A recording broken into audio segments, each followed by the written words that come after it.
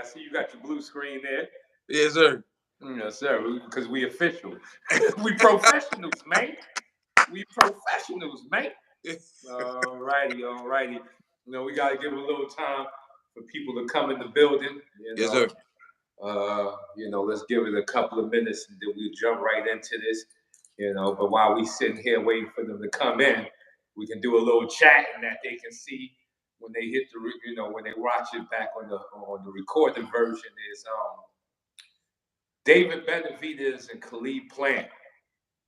I don't know if you know about that fight coming up, but Look, I didn't check it out. Well, go ahead. What happened? no, I was going to ask you who you think, you know, was going, who you rooting for if you pay attention to either one of them. No, I'm waiting to see. What's my man that want to fight? That's the one that want to fight Tank. That's not the No, one. no, you talking about Ryan Garcia. Yeah, Well, I'll get your thoughts on that. What you feel about that Ryan Garcia thing there? I mean, speed is good. Garcia is good, but it's the defense I'm worried about, brother. He talking good too, and I'm not mad at him because young. He's like that young bull, that young lion. I can't be touched. Everything fast. But if you didn't, the cat that knocked him down, I can't remember his name. I think that was Luke Campbell. Was that Luke Campbell that knocked him down and he got back up? I think it was Luke Campbell. I think it was Luke that knocked him down. He got back up, hit him with a body shot, got him out. And Luke is not up there. So you taking your. I'm sure you're not going to put your guard down for Tank. Yeah, Mark Russo in the building. Salute. Yeah, I think Ryan's offense is his defense, and when you're dealing with somebody like Tank, and we've seen that if Luke can knock you down, what do you think Tank going to do to you? That means, oh boy, don't let that man touch that chin. We got Sincere up in the building. Peace and love. Salute to everybody in the chat. Smash that like button as you come in. You know, we want to wait for a couple of more people to get in. Yes, but we're just going to jump on into this right now. Right here. I have one of my top students, KAM Burly. Yes, sir. You know, I told you I'll be doing more of these joint podcasts, bringing on some Burleys, picking their brains about their martial art journey. Yes, sir. Picking their brains about what they think 52 blocks is and all of that. And right now we have Mr. KAM in the building. So Mr. KAM, give us a brief rundown of your martial art resume. Well, I started when I was 3 years old. My first teacher, my first sensei, I started. Hold on, who was your first sensei? My father. Oh, did we hear a black man? Yes, sir. Hold on. A good black man and father. He was in the. Okay, go on. Don't let me interrupt. Go on. Shout out to Pops. Yes. And we started off in this 3-headed Kobe martial arts. You can look it up. But the main style was Goju karate. We did. Okay. We did a little bit of the Chinese version as well as the Japanese, but it's mainly the Japanese version. But it's mainly Goju karate, a little bit of Taekwondo, a little bit of Wing Chun. Okay. And we once I want to say he's my uncle, but he's one of my father's best friends. Once he started teaching alongside my father, he had a Kung Fu background and Kenpo background, and they just started mixing the pot. So, making the witches brew. Growing. Mixed martial arts been going around for a long time. That's right. They just think it's one style, but we did boxing and kickboxing with it because you gotta make sure that you can learn learn the craft for real. You know, you just can't go through the forms and rise and blocks and everything and not really be able to apply it when it's time to get down. So we had to apply it. So I went from there. Went off to college, just dabbled in stuff. Once I got into college, came back, got my black belt, then kept going. As my father moved I'm from Jersey City. My father moved from Jersey City down to Georgia. Okay. Got into more my boxing. Did a little bit of screamer, and then I went to kept doing boxing and got into ninjutsu. Got my black belt. Not my black belt, but I went into my blue belt, and then my teacher had to leave. Around that time, I met you, Coach Lyte Burly. Salute. Salute. I met you. Got into 52. Along with 52, been doing praying mantis for the same amount of time. I want to say, how long we known each other? About at least 5 years now. Yeah. Yes. I think it's been that because actually, maybe longer. Was it longer? When I first met this man, I was on crutches because I hurt my leg playing basketball. Never hurt playing football when I played in college. No, as soon as I went and did a pickup game, boom. Right? It's always those pickup games, man. Right? But I had a gym in Weehawken, New Jersey, and this gentleman right here, I reached out to him, and he blessed me with his presence. He's like, "Yeah, I'm gonna come through." Came through, and I was so excited for my clients and some of my family that was there to meet you. Mm-hmm. You saw me in crutches. I wanted to get up and get busy with y'all because it was working. You know what I mean? Yeah, I seen it all in your eye. You was, especially when we started sparring. I seen that twinkle. He was like, "I want a piece of that action." So I seen the twinkle. Yeah. So somebody asked me, "Are you near Newark?" Now, well, Jersey City is right near North. I live in South Amboy now, so I don't live in Jersey City, but I'm always up there. So, okay. But with my personal training, for me having closing the school in Weehawken, and I moved down to South Amboy, started working with a sports chiropractor down here. But I'm back and forth. I got clients that I train, so I'm a house call away, man. As long as I can make it. Yeah, you heard right here on the chat. If you need his services, he's a house call away. He pull up with the workout regimen. He pulling up. He said, yep. Yeah. He circled the block for you. Well, I remember when you reached out, yes, and and that was like my earlier days in making my rounds. So I was like, I definitely got to get out there. And it was a nice joint, it was a nice joint as far. It was one of them smokers, like, we didn't have tons of space, but we had great energy in there. Yes. Everybody in there was great, and I could see that with you on your crutches. You was like, oh man, this. I'm saying, I went in on that action, but let's get down to it. What caught your eye about 52 blocks that you was like, I like this, because you obviously already had a martial art background. So yes, sir. You could differentiate what was from, what you could use and what you couldn't use. So what was it about 52 blocks that said, yo, I got to get a piece of that? Well, honestly, what really made me interested was you. Absolutely. You know what I mean? And we talk about this. This is part 1, by the way, y'all. So yes, sir. We're going to get a part 2 in, but yes, sir. Coach, I say this to you all the time, and I'm telling everybody out there, I don't train with nobody unless they remind me of my father. Don't have that passion like my pops. I can't really learn because I can't relate. You know what I mean? Because I know whatever he taught me, I can apply. And whether it's physically applying it or just mentally applying it, because people tend to forget martial arts is deeper than just the self-defense aspect of it, right? The roots of and being able to apply who you are to the world. Yeah. So that you were the essence of the 52, brother. You came in, and I felt like you felt the energy. I felt the energy. You and your I forgot what's the brother that was with you was that was doing. Was it my brother I brought with me? I can't remember. I think it was my brother. Might have been heavy set. Yeah, that was my brother. Yeah, okay. That was my brother. He came in with super energy. He was like flip star up in there. Yeah. He was my flip star to my Busta Rhymes. Real.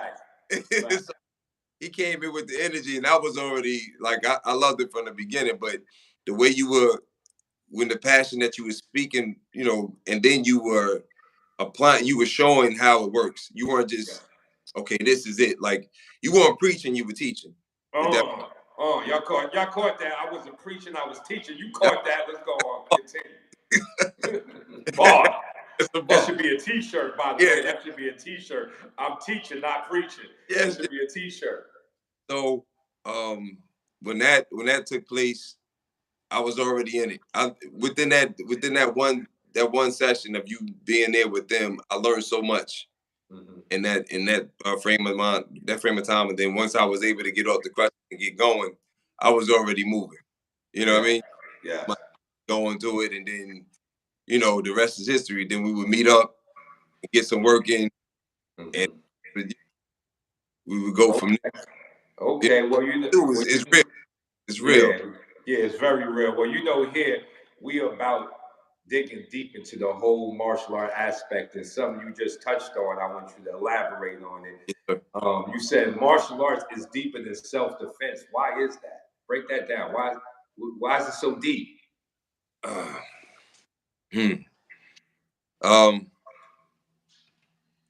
think a big part of that is because it has to do. It involves a warrior has a spirit.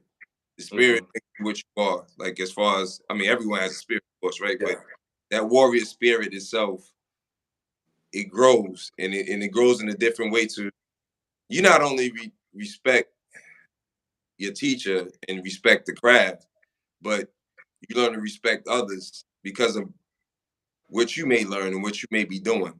Like, my cousin said to me one time, man, he said, this is around when I first got my black belt. Okay. Like, my father's good friend, he was helping teach. And then one of my cousins came in, he started helping out. And he has a Kung Fu background doing monkey style and something else. So we're just learning, and he said something to me that was that never always stuck with me. He was like, the more you learn, the more you don't want to do something. The more I don't want to get into it because you get this a lot, Coach. I know you do. What you gonna do if somebody throw this? Yes. I don't know. It's like that question.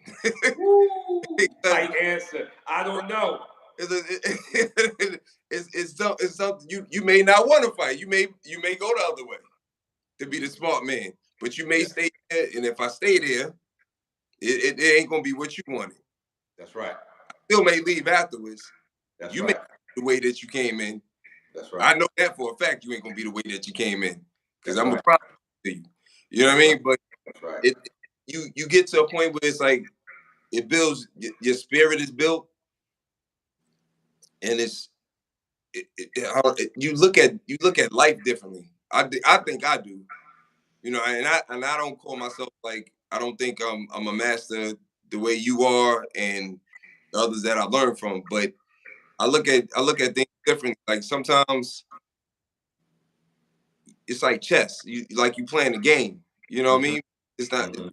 It's chess in the fact of, like, you look, like, when people say certain things or they approach you a certain way, or do you have to get to that point? Yes. And in many ways, you find a way not to get to that point, because you don't have to display what you know what I'm saying? Because you had a different, you here and they're here. You see what I'm saying? So I mean, you had to talk me off the ledge a couple of times. When somebody said they want to say something slick, and I'm telling them where I'm at, and then I get a call from you. I do that. You know what I mean? But that's right.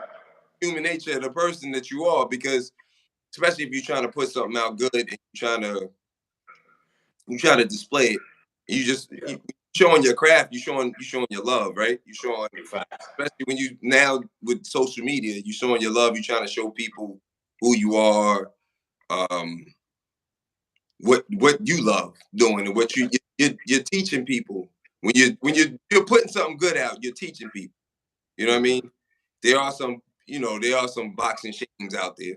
So, but the ones that really know the craft up there, not just showing them beating somebody's brains, and they're actually showing and displaying the craft, that you're teaching people. And then those people that, when you do that, they want to hit you in the comments. We got a lot of Twitter finger gangsters. Oh, his Twitter fingers are crazy, boy. And sometimes, I know when they did that, they be punching on the keyboard hard. Like, I hate you, Lyte Burly. Yeah, and you know what that do? That make you want to, like, those that like this generation with the cyberbullying. You couldn't do that when I was growing up or when you was growing up, because we go to your house and knock on your door. You know Yeah, what I the mean? bully was up front. And that's what sometimes that's what I'll be wanting to do. And I know one time he had to call me, you ain't gotta do that. Let it go. Let it. You know what I mean? Right. So that's the thing about it. It's bigger than discipline, because you building your spirit, and you learning even to be more humble than what you need to be. It's confidence. You still confident. Yes. You're staying humble. You stay humble. The brashness will come out when it needs to. That's right. That's when you got to put hands on somebody. That's right. And my cousin said, he said, sometimes you just gotta love on people. You just gotta lay hands and love on them. You gotta put them loving hands on them. Said, I love you, brother. This is gonna hurt me more than it hurts you. Because I love you, brother. So to teach you this one time. Homie. Well, that's a good segue into the next question. I gotta shoot at you, because we throw in the question like bombs, and I know you can handle it. Somebody said, when am I coming to Houston? Quincy Jones, I'll be in Houston soon. You know, I'm already in San Antonio, so I'm not too far away. Yes, but sir. What is the difference between a warrior and a soldier? I think a warrior makes his own path. Soldiers, that's what you do. You a soldier. You follow the line. You follow. Not saying that's not a bad thing, because everybody is not a warrior. You know what I mean? That don't make you a bad person by being a soldier, although it doesn't make you less of a person either. But the best analogy I can think of is like one of my favorite actors, Denzel. Okay. Playing Equalizer. That man's a warrior. Yeah. The Joker trying to get him, those are all soldiers, because they just foot soldiers. Foot soldiers. Yeah. That's right. You know what I mean? Just because they can bang don't make you a warrior. You know, that's right. A warrior gonna do his own thing. However he gonna do it is gonna be done. You know? That's right. You know, that is so true. A warrior, he fights the necessary wars. A soldier fights the wars he's told to fight. And we on this martial path, we have the spirit of the warrior, and I think the spirit of the warrior is really not. It's really overlooked in the way that, we all say we warriors. We all say that we're warriors, and we're warriors to life. We're warriors in this game. But the warrior is also more than just saving himself. He's saving his community. I don't see you, Coach. How has martial arts helped you to better your community? I'm losing you. I hear you, but I don't see you. What you say, Coach? I'm sorry. Yeah, hold on. My thing is froze here. I'm waiting for it to come back. What's going on here? People are trying to call me. Maybe it can come back. Okay. Let's see. Come on now. Don't do this to me. We starting to cook. Don't do this to me, man. We cooking. We cooking. We cooking. Oh man. Hold on. What is going on? Somebody called me. The devil's a lie, Coach. The devil's a lie. Yeah. Oh man. Well, you can hear me though, right? Yes, sir. I can hear you. What you say? Yeah, we're gonna have to rock on. How has martial arts helped you to better your community? It made me more aware of, and that's just when you just growing up in the inner city. It makes you more aware of things as far as like what needs to be done, how to help other people. You want to be a pillar in the way of I want to say, like, not just giving back. It's so many ways of giving back, right? So it could be financially, you just helping another child. So, you know, any way that you can do to better others. Okay. And that goes back to having the humility that you learn in the art, right? Because you become more humble. You're not like you said, you were talking about certain when people get into the sport of the art like boxing or UFC, some of them become assholes. Yeah. Not saying that they they can't be respectful people, but a lot of times they become assholes, and instead of them being selfless, they're becoming selfish, right? Yeah. As Yeah. you should be, you wanting to give back. It doesn't matter how it is, like whether you're helping. Right now, for me, one of my ways of giving back, like when I go to the boxing gym, Coach Jimmy in Paramus, I would go there and I would help out the kids for free. I didn't ask for anything. I wanted to help the kids out. You know what I mean? Because I want to be able. God placed me here for a reason to do something, and I want to try to do. Sorry. Here we go. Sorry, somebody called.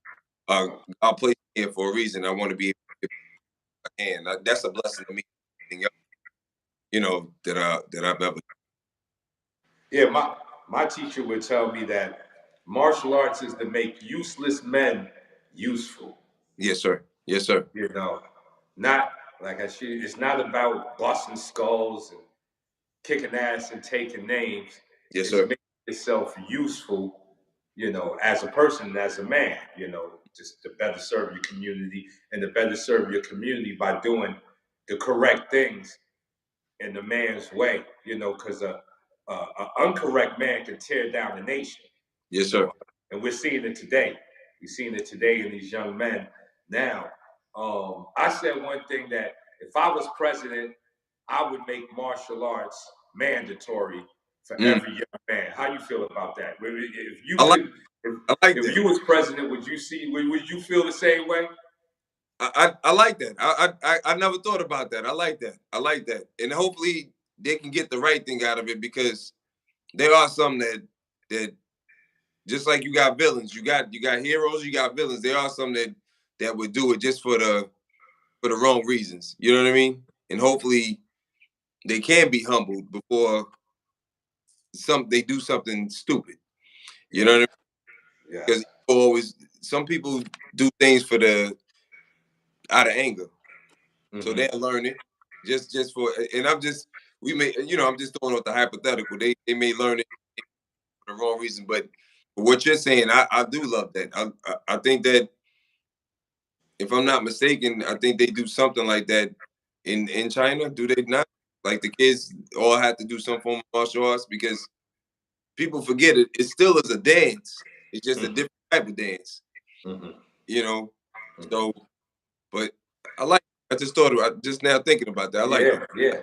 Well, I believe when you know how to fight, you don't have to fight because, like as Yeah. we were saying earlier about that martial arts is deeper than self defense. Yes, sir. What about emotional content? How Mm. has how has martial arts helped you with your emotional content, the emotional side of you? How has martial arts helped you with that? Help me control myself from knocking the shit out of somebody.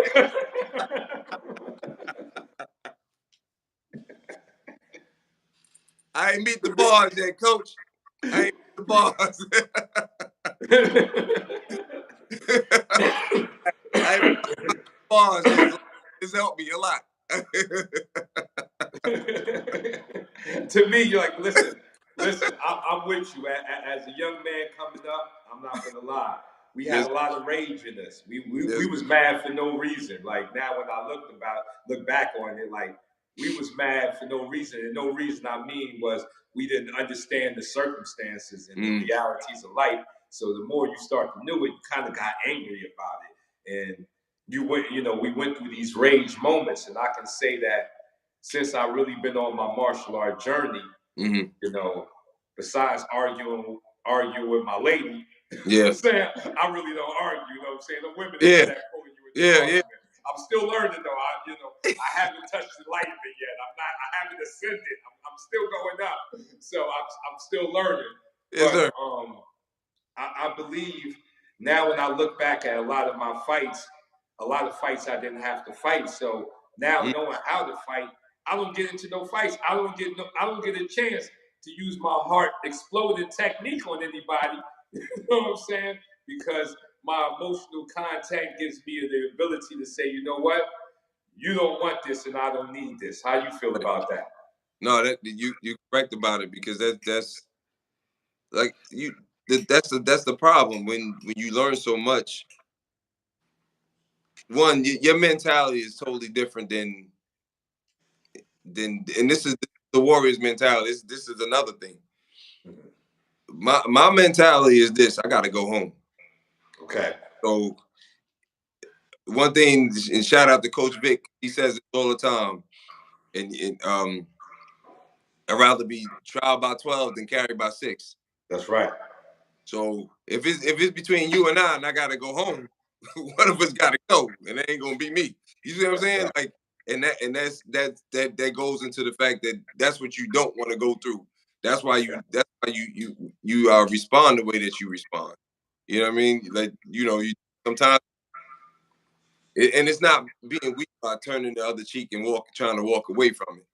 You know, it's just being let me do what I need to do, and not touch him, because if I touch him, I don't know if I'm gonna stop touching him. That's and right. moving. Because once the engine, what would you say, Coach? Once the engine go on, you don't turn it off until I get the key. That's right. You That's got right. That's right. got the That's keys. right. So You don't get a chance to turn it off when the engine's on.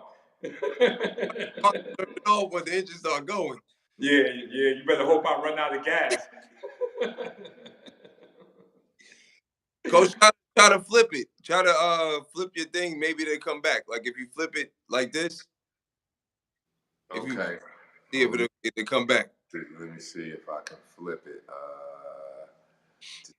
10. How you flip this thing? At the top, it should have a circle. Like at the top, the 2 arrows are going around each other. I see the box. I see the 3 dots. I don't see the flip. Let me see. Why is my thing? Hold on. Let me press in and out. Let me see if I can go in and out. 1 second. Yes, sir. Mm-hmm. This is terrible. It's not bringing me back in yet. Okay. Hold on. The show must go on. We're gonna do what we got to do. Yes, sir. But, yeah. And there's going to be a part 2 of this on KAM's channel. He's going to shout out the channel so everybody can join that channel there. Yeah, it's not letting me do anything. It's just telling me I don't want to end this live just yet till we get a couple of more questions in there. Big Why man, jokes talk about it must be an iPhone. I got an iPhone too, big man. Yeah, big man. Yeah, I'm on the iPhone. You know how this goes down, man. This is craziness. Nah, man, I got an iPhone too.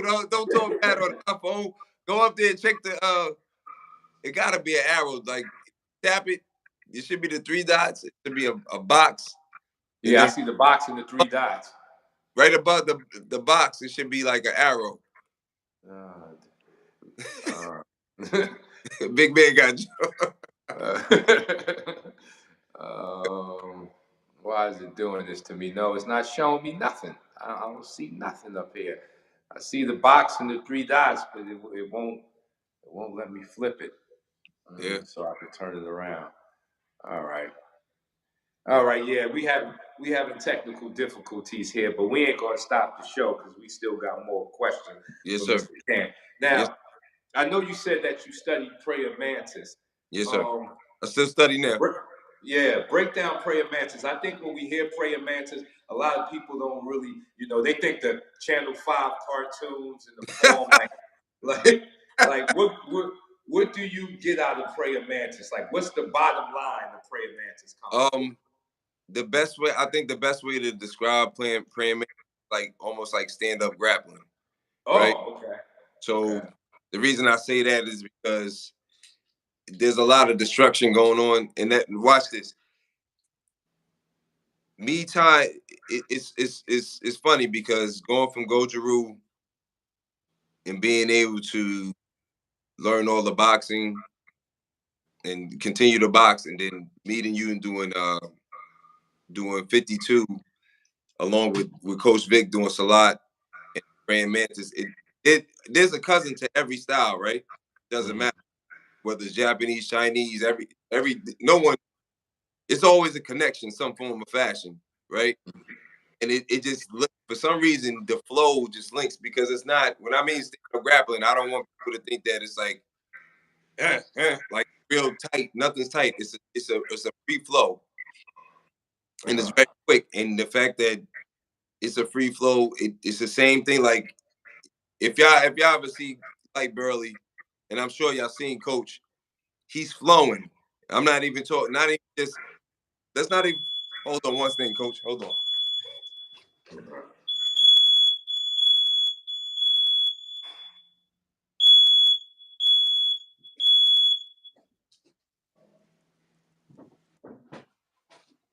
Somebody trying to burn down the house over here, Coach. Yeah. I thought the conversation was getting so hot.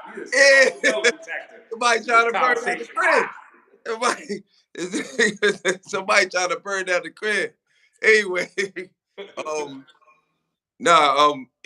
they all link up, because a lot of the movements, like just for example, when we do our closed door, right, or we do skull and crossbones, those elbows are strikes, and it's just, instead of it just being instead of the movement being here, like in 52, there's the elbow, but there's also a grab within that elbow strike. You understand what I'm saying?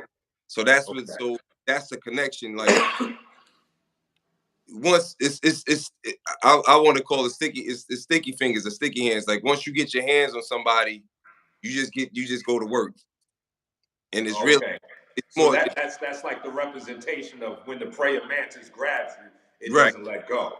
Because once it locks in, it locks in. All the strength is here. You building up the forearms and everything, because the defanging is real. Somebody trying to defang you, and they trying to, if y'all heard that term plenty of times, when somebody's hacking you and hitting your forearms. A lot of people can't take that. And it's funny, I didn't think that it was, people had a problem with it until you start doing it, and then you meet somebody and they want to touch hands with you, and then you hack them, or you smack them in their forearms or their hands, and they're looking at you like, why are you doing that? And they give you that look like, damn, that don't feel good. You know what I'm saying? So that's the best connection I could give you, as far as like without actually a full demonstration of advances. Is like it's always quick. It's not, you're not up there grabbing or because when people think about grappling, they think that you're on the floor, you rolling and locking in. It's not. It's really like every grab it's a strike. Every grab is a strike. Every grab is like, I'm trying to break a limb or beat, disarm you in some form of fashion. Whether I'm hurting your wrist, your elbow, hit you somewhere in your collarbone, everything's going, and everything's still a flow, because a lot of people, I don't know how many y'all out there, and Coach always probably already showed y'all this. Like a lot of even our blocks are strikes in 52. So, but I'll let you go into that. So that's where the connection helps me, because once we started doing drills like that, when you had me doing elbows, different ways, or whether it's closed door 50, skull and cross, whatever it was, when we're throwing those elbows are very much related to the same way they be in mantis, and you just lock it, then there's that connection. Same thing like in the movement of Salat. I guess that's why everybody won't call it dirty boxing when you get into 52 or anything, similar to that. But it's no dirty boxing. I was just about. I'm glad you was about to say that, because I just wanted to say, is there such thing as dirty boxing? Like, where you think why do you think that term is even in rotation? I think because it's coming out of, only thing I can think of is that it's coming out of a fighting stance. But if I'm on the street, everything's legal to me. So you call it dirty. Yeah, everything dirty. The boxing is dirty. The rice is dirty. We eat that dirty rice, baby, from New Orleans. Because a lot of jokers, that, you know what it is? When you don't know, people they get caught up with the sport. So they just so for example, when they see like Mayweather fighting or he's sparring, they think every strike is going to the face. Everything's always going to the face. But when you learn in other styles, even boxing, when you on the street, I may punch you in the groin. I may punch you, wherever, but I'm gonna punch you. It's still you call it dirty if you want. My mentality again goes back to being, this is a warrior's mentality. I got to go home. That's right. I don't know what you're trying to do. I got to go home. So, that's the difference. That's what we do. That's, so I like the term. It sounds cool. Just like House Rock sound cool because people want to relate it to something. But that's not where 52 is. That's not where it started. But then there's those that want to say it started there. But you schooled me on the history of everything, right? Where it truly started. That's right. 52 blocks did not start in the P-Now system. Let me repeat that one more time. Say it to him again, please. 52 blocks did not start in the P-Now system. I don't know of too many things that started in the P-Now system besides serving time. Like a lot of the things happening in there was brought in. So I think what a lot of people misunderstand is that 52 block men went to jail and it went in with them. It wasn't made there, And when you talk about the time, the jail time is different. We're talking about when black men went to jail for being black, not selling crack. I made that up just in case anybody wants to know. Is when black man went to jail for being black, not selling crack. So it was a whole different energy than the jail system they put into a jail system. That just makes it sound more exciting. I get it because people want to know what's going on in jail for whatever reasons. I get it. They're interested in this, so it helps tell the story. But I'm gonna say it again: 52 blocks did not start in the P-Now system. It was brought in by black boxers, the Jack Johnsons, the Joe Gans, the Jack Bowes, the guys that were putting in that real work. But moving on, I would say that I don't want anybody to think that when we saying dirty boxing, I know in the Filipino martial arts they do say dirty boxing. I'm not trying to discredit anybody by saying dirty boxing. I'm just saying, like, it sounds better. Think about the world we live in.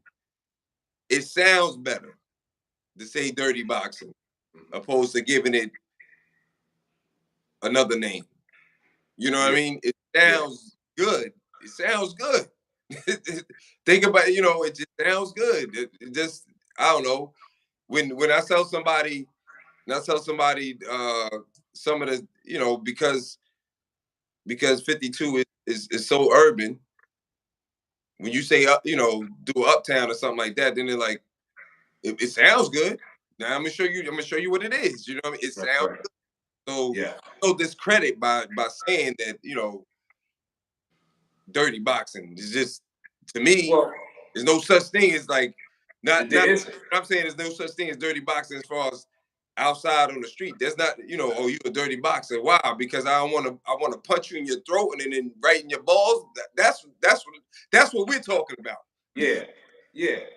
Well, to say dirty boxing kind of means that there's a clean style of boxing, right? And there really isn't. Boxing is boxing, but I can understand dirty boxing if we're competing on the sport level and I punch you in the groin.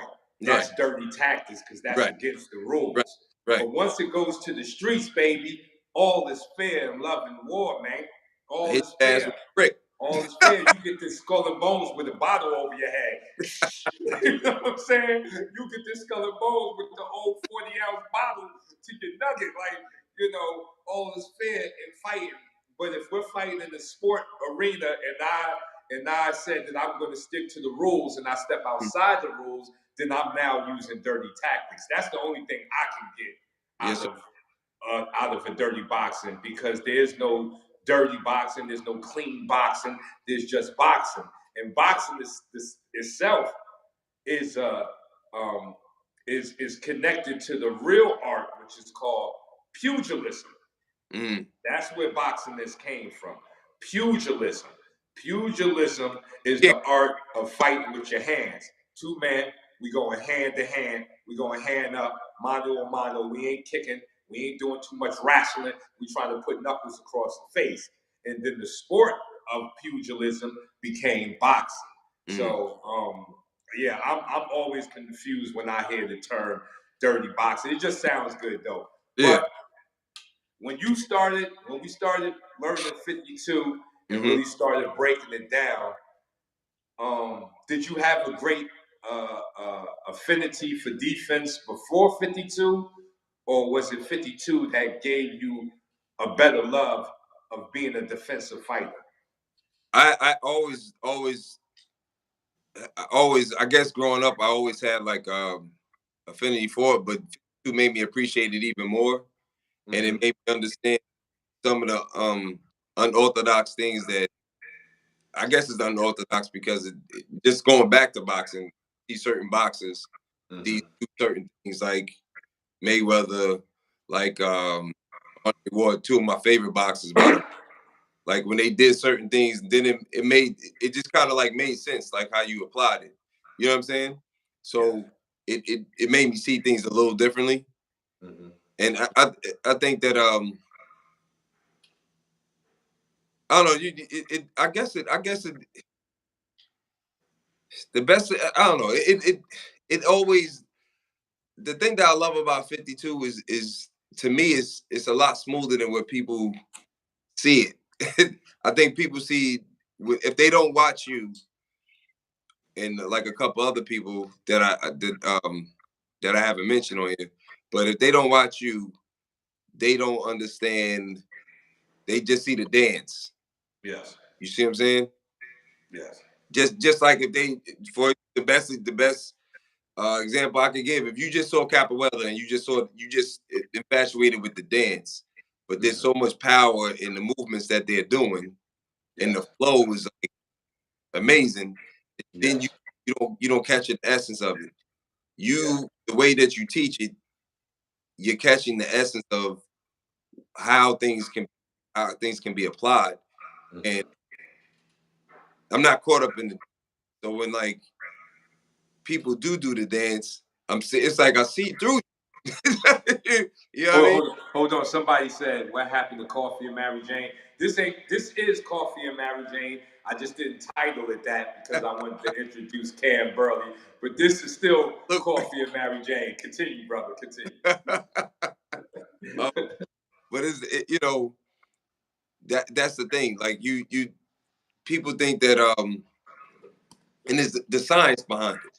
Like the techniques behind any style, it's always deeper than the root of what it is. So when you first learn skull and crossbones, you get the technique. I'm just using it as an example. You learn it, but then this goes back to just the more you learn in the art, the way you see things differently.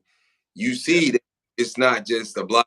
You see that it is a strike. You see that the flow of it and how it's applied, and when you do apply it, because you used to make me, we doing the mitts, and you not. This is why I do mitts the way I do, Coach. If you don't get your hands up, you're gonna feel them. That's right. So even when we used to do the mitts, when you throwing your hands back at me, I gotta respond like in this the timing, the flow. It's a flow. You know what I mean? Right. I hope I'm explaining that correctly. You know, it's not just you didn't want me, okay, just do the block. boom, boom, boom. Book green stands, boom, boom, boom. It wasn't that. It was I'm responding to whether that jab is coming, whether that cross is coming to get the that I need to get. So you know where I need to go. So you throwing me something to make me move. You know what I mean? And that's what you did.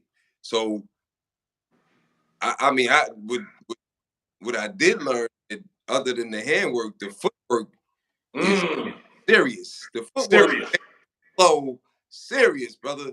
The footwork is serious, and I don't know. I think the footwork in 52 is not that it's so much different than boxing, but it just I don't know. The movement is solid. Like you when you're boxing, people don't realize that you're kicking the ground. You're not kicking anybody, but you're kicking the ground when you stepping in with your strikes. But with 52, it feels like I'm kicking when I'm not throwing any legs, I'm kicking the ground even when I'm moving, even when I'm not striking. If that makes sense, like I go back and I go into I go into that cat stand. I sit back. It's never like it's never sitting there and you holding it. You know what I mean? You sit there, boom. It's a quick step. It's like it's a dance. Oh, boom, move, boom, boom, boom, and you know what I mean. And it's like this is a true dance when you applying 52. Even if you apply it to any other style, just it by itself, it's a true dance. My hands go boom, boom. I move here, and it reminds me of what's the guy that used to he passed away. My father used to watch him all the time. Is it Sweet Pea Whitaker? Pernell Whitaker, boy, the Black Magician, boy. Yes, sir. It didn't look like regular boxing. Never will. You know what I mean? So that's the thing about it. That's the part of the that made me appreciate 52 even more. Made me appreciate defense even more. It's not just the hand movements. It's the movement off that, because there's times that we train, and I don't know if you remember this. You had me put my hands behind my back. I got the band on my the resistance bands on my ankles, and I got to move, step and roll, step and move, step, step, step, kickstand. Go back, catch stand, boom, move, step, move. Like that. That whole application of movements is rare, because then when you apply it to, then you start throwing legs, you start throwing kicks, you throw a roundhouse or whatever. It's making you get out the way.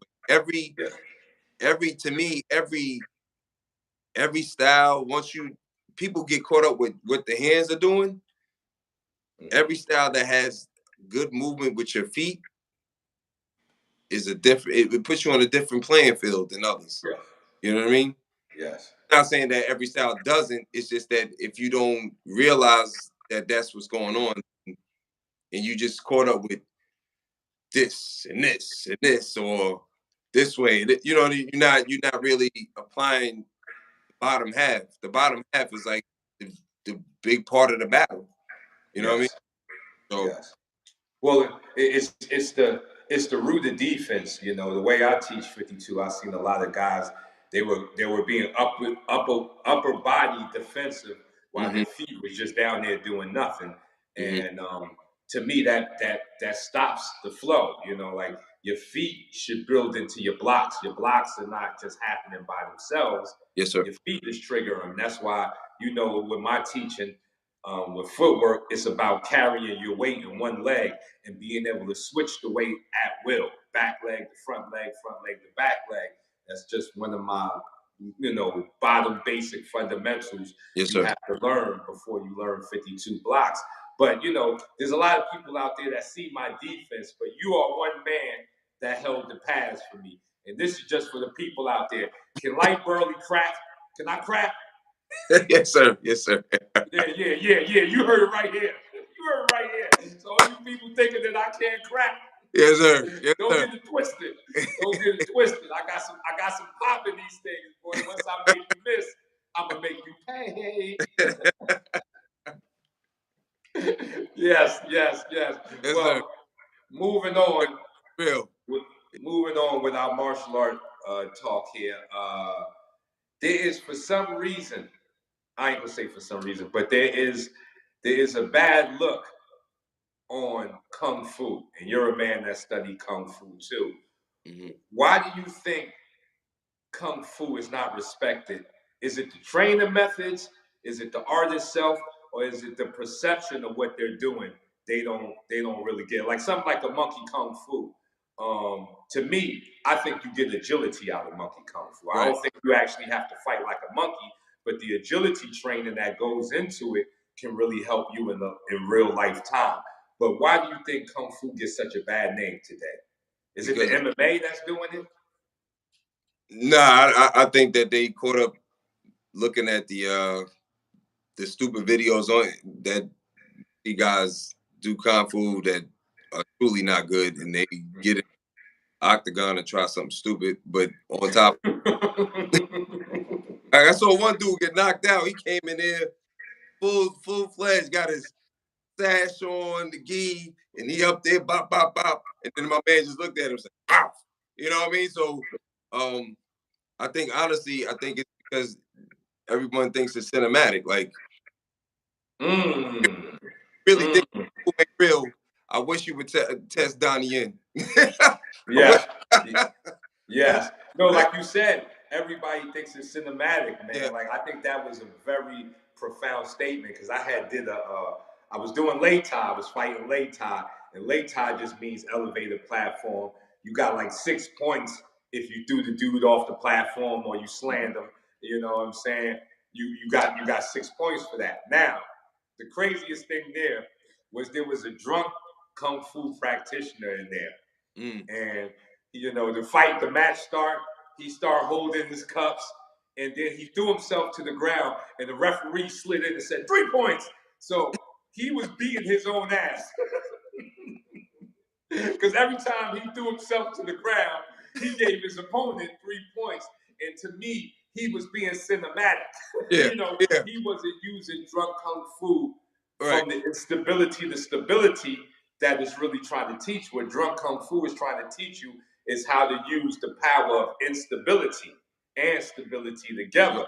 But he was so caught up in trying to look like the drunk man that every time he threw himself to the floor, he gave his opponent 3 points, and he lost the match. Like, think about it. It's just like people that, whatever the style is, they want to display the style instead of you. If you're in a tournament, you should be coming out of a normal fighting stance that nothing should be displayed. They shouldn't see it then. They shouldn't see it. Yeah, exactly. If you fighting, you should be fighting. You shouldn't be doing. I shouldn't be jumping back. You know, I shouldn't be jumping back in anything. It should just. I mean, unless that's your stance when you fighting, then. But I shouldn't be here.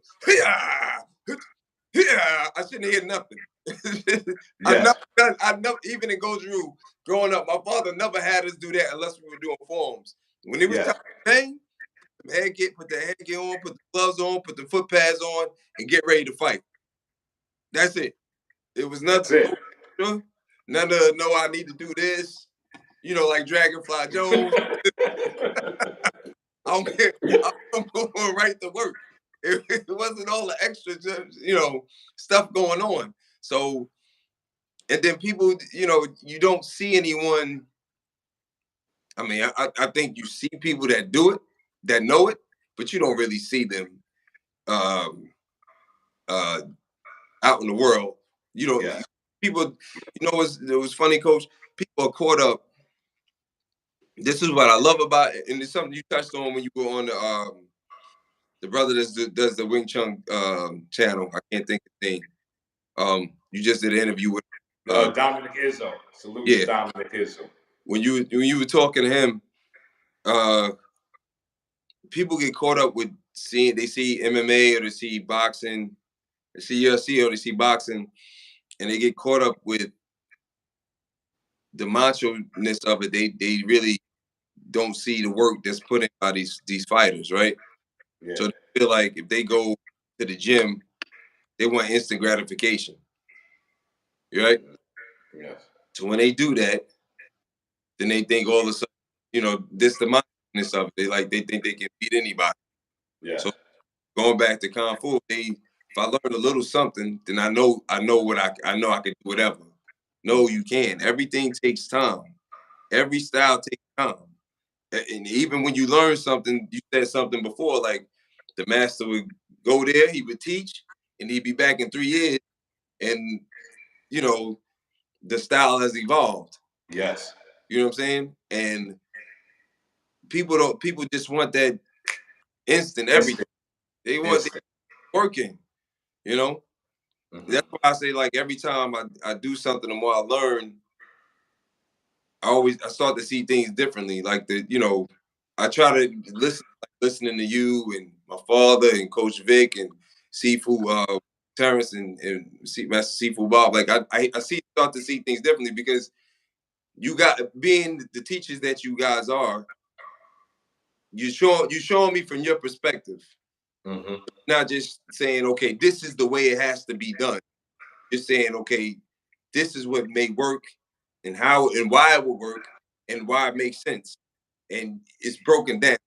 Yes. And this is it. This is the only way. Because it's never been that. But there are teachers that say, like, this is it and this is the only way. That's why this style is the best. No, it's never been that way. It'll never be that way. That's right. It's the man that makes the styles, not the style that makes the man. Why you steal my thunder? I was just about to ask you that, man. See you so smart. You're going ahead.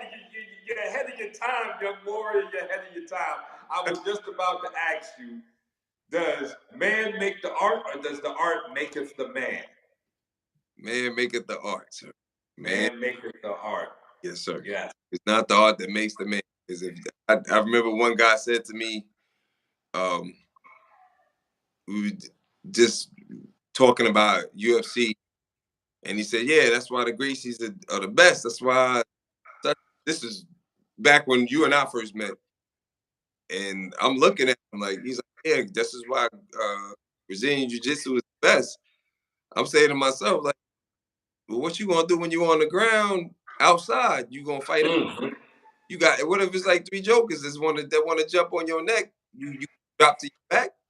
Like what you did? How's this gonna work? Because I need to know. You know. Right. So it's never seeing Joe get beat up just for talking stupid.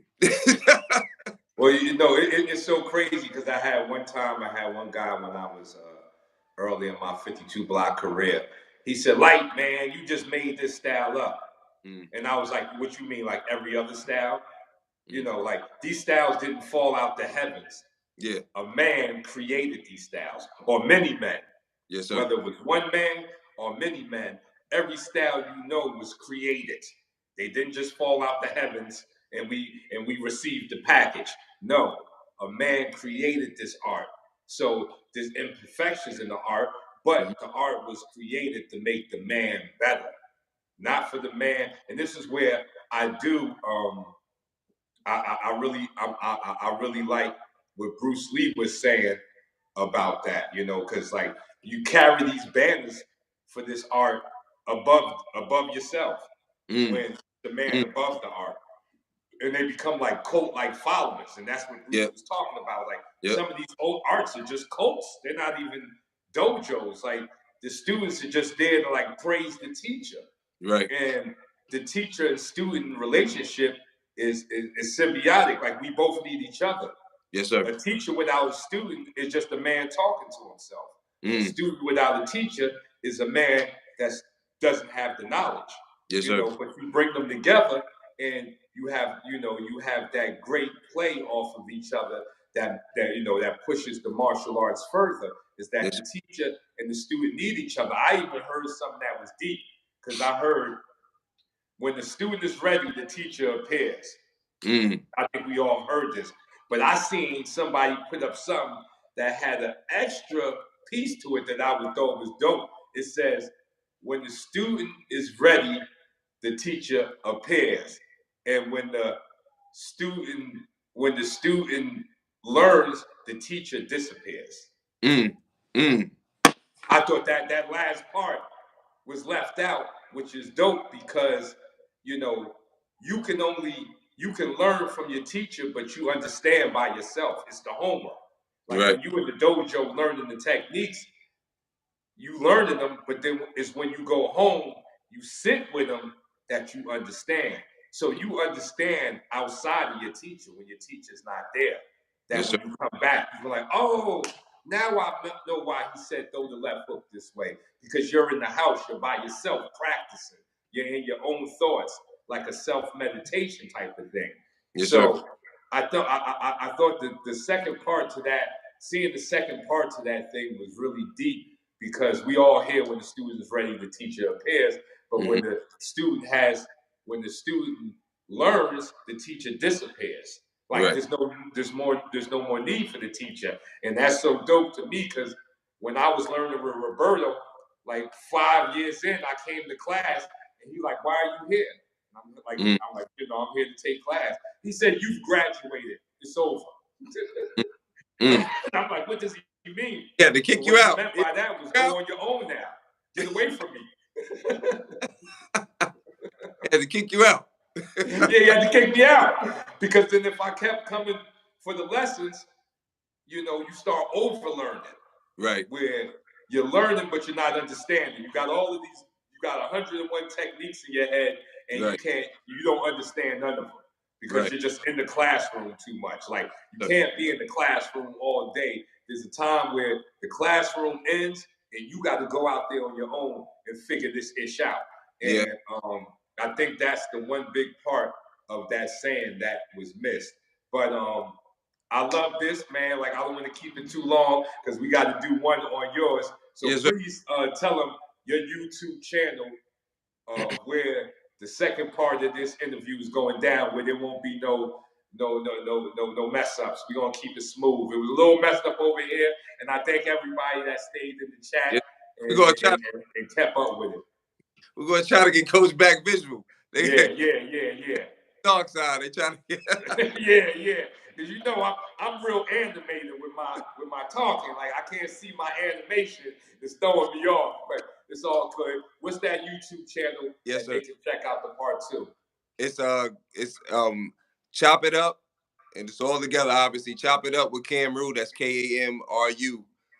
That's what this is gonna be my first episode, y'all. So thank y'all for joining. Hopefully, y'all continue on to the part 2 where we gonna really get into it. We're gonna talk to Coach Lyte. He gonna break it down, all the goodness. We're gonna dive into some hip hop. Because I will. Gotta know that my boy was an MC. He's still a bar. Still got bars. Oh, don't make me kick a 16. Don't make me. Where's my rap book at? Where's the rap book? Don't make me get the rap book. I'll kick a mean 16 for you right now. But yes, we're gonna on KAM's channel. We're gonna break all that down. Yes, sir. So thank everybody for being in the chat and dealing with the technical difficulties. Chop it up, KAMRU, right? Yeah. Chop it up, KAMRU. And we give us about what you want, like good 30 minutes, Coach? Yeah, give us about a half an hour to reset the clock, you know what I'm saying? Reset the mind so everybody's ready, you know. And we're gonna do it again. But salute to everybody in the chat. I'm gonna see you on KAM's channel. Please check out this next live because I'm breaking down. I'm gonna do what I do best. As always, hands up, chin down, rumble. Young man rumble. Salute.